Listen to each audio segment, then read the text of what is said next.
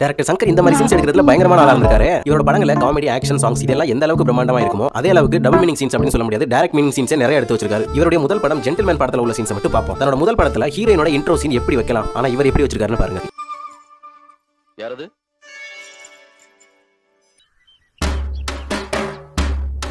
இந்த heroine intro scene முடிஞ்ச உடனே கவுண்ட் மணி செந்தில் ரெண்டு பேரும் காம்பினேஷன்ல ஒரு காமெடி சீன்ஸ் அவங்க டைலாக்ஸா பேசிக்குவாங்க. அந்த டைலாக் அவங்க என்ன பேசுறாங்கன்றத பாருங்க.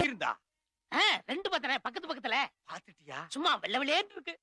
இந்த ஆங்கிள் தெரியாதடா. அடே பேயில போமா இலே. அடுத்த ஹீரோயினோட சித்தி பொண்ணு டெல்லியில இருந்து இவங்க வீட்டுக்கு வருவாங்க. வந்த உடனே ரெண்டு பேரும் ஹக் பண்ணிக்குவாங்க. அந்த டைம்ல ஒரு சம்பவம் பண்ணி வச்சிருப்பாரு.